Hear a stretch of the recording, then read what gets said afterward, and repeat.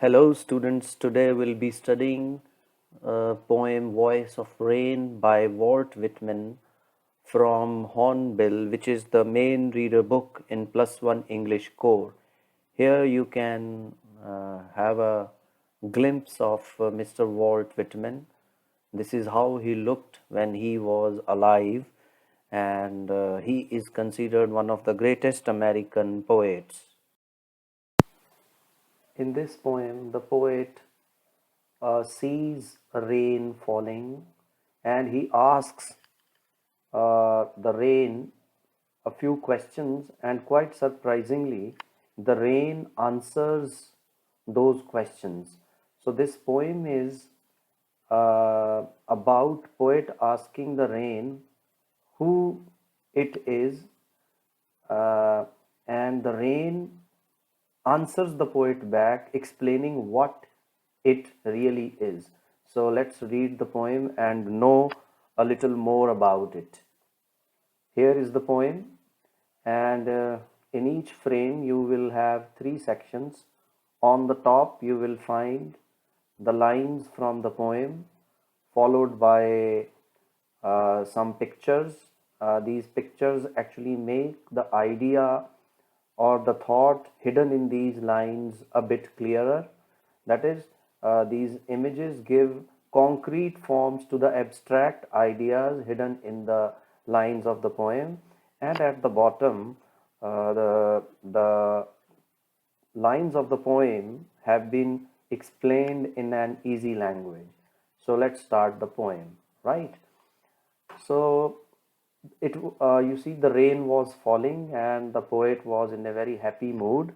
So you see, motivated by his happiness, or in that state of you can say elation, the poet asked a question from the rain. And who art thou? This is the question which the poet asked. And who art thou? Kindly note down. Art here means are, thou means you. So the question the poet asked the rain was, who are you, dear rain? Said I to the soft falling shower. So the poet asked this question from the rain, which was soft. It means it was drizzling. And the rain was not very hard, or it was not a downpour. So, which, strange to tell, gave me an answer. And the poet had not expected that the rain would be answering him or the rain would be responding. But quite surprisingly, the rain answered and gave me an answer, and here translated. So, the next lines that we are going to read of poem are actually the rain's answer to the poet's question. So, in the following lines, the rain is giving an answer describing who it is, how it originates, etc. So, here is the rain's answer to the poet's question. The rain says, I am the poem of earth. So, you see, rain says, I am the poem of earth. So, here rain is comparing itself to the poem of earth. So, here it is personification. Rain is comparing itself to the poem of earth. Said the voice of the rain, eternal I rise, impalpable, out of the land and the bottomless sea. So, here rain is explaining to the poet how it originates, how it takes birth. So the rain says, I have been rising invisibly. Kindly note down the word impalpable. Impalpable here means invisibly. So something that is impalpable is cannot be seen or cannot be touched. So eternal means ever since the creation of this universe, the rain has been rising out of the land. Out of the land means you see the moisture in the land, in the soil, is evaporated by the heat of the sun in the form of water vapor. And similarly, when the sun rays fall on water bodies such as oceans, lakes, rivers, puddles, etc., So that heat of the sun makes the water vapor rise from the water bodies into the sky.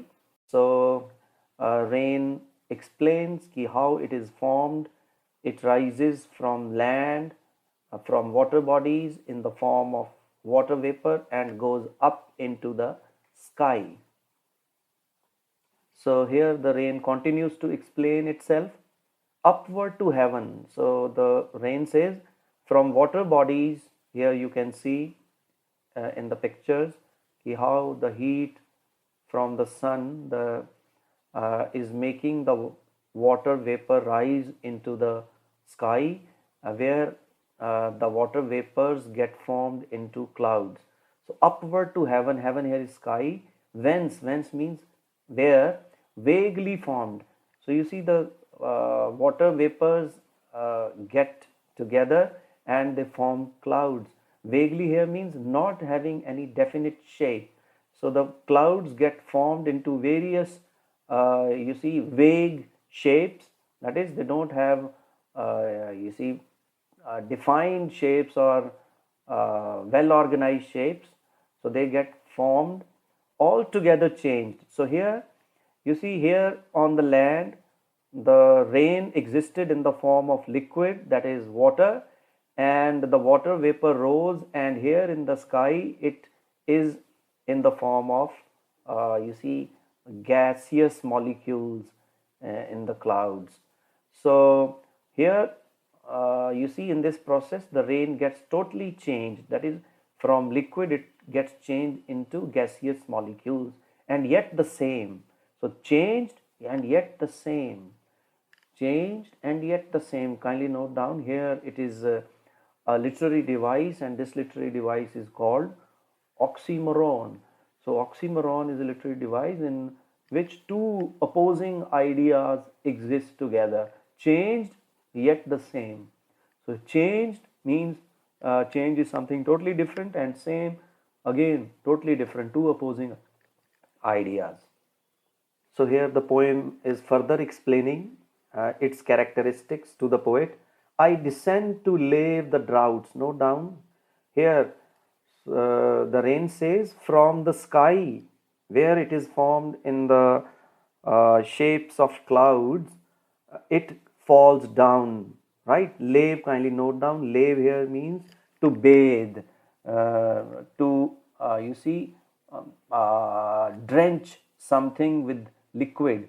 So here the rain says from the sky, where it exists in the gaseous form, it falls down uh, towards the earth, and when it falls, it makes everything wet.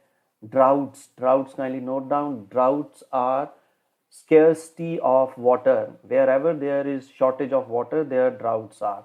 So when the rain falls, the droughts end. Atomies here, kindly note down, the pollution dust particles flying loosely in the air. You see, when the raindrops fall on those dust particles, the dust particles settle down on earth. Dust layers of the globe are, you see, forced to settle back on earth. And you must have noticed, after a rainy day, the environment and the atmosphere, the air is so clear, the sky appears perfectly blue. So this is what happens when the rain falls. Droughts end, atomies fall back to earth, and dust also settles back to the layers of the earth. And all that in them without me were seeds only, latent, unborn. And when raindrops fall on ground, you see those that ground has some seeds sown in it by the farmers, or through some natural processes. So when the water drops fall on those seeds lying under the layers of the soil, they are reborn into life, right? So the seeds become germinated, they take shape in the form of saplings, and the saplings develop into plants, and the plants become huge trees, or the crops which are eaten by human beings, and then the life continues. So you see, rain is so much beneficial for earth. It ends droughts, it settles down pollution particles in the air, it brings you see the seeds into life, the seeds become plants, and plants produce crops and fruit and vegetables which are eaten by human beings, and the life cycle goes on. If rain would not be there, life would stop existing. Here again, the poem is continuing its explanation or its answer to the poet. And forever, day by day and night, I give back life to my own origin. So here the rain explains to the poet how it gives life back to earth from where it takes its life. So in the beginning of the poem, when the poem and the rain started explaining itself to the poet who it is, so we came to know how the rain rises from the water bodies and from the moisture in the soil. So you see, the rain takes its birth from earth and it gives life back to earth and make pure and beautify it. Here rain says, when I fall back to earth, I make the earth pure and I make the earth beautiful. It makes the earth pure when lots and lots of rainwater falls back on earth. The rainwater makes everything pure because the rainwater is pure, so it washes away all the impurities. Uh, the rain also makes the earth beautiful because the rainwater helps new plants to grow. Flowers bloom, trees bear fruit, and there is greenery everywhere. These are the last two lines from the poem. Here, the rain is comparing itself to a song. So, the rain says, it is exactly like a song which is sung by a singer, right? That song emanates from the singer's mouth, goes into the air. The audience, some of the audience listen to it, and some of the audience don't listen to it. Whether listened or not listened, right? The song returns back to the singer's ears. Similarly, the rain, after having risen from the earth, comes back to the earth.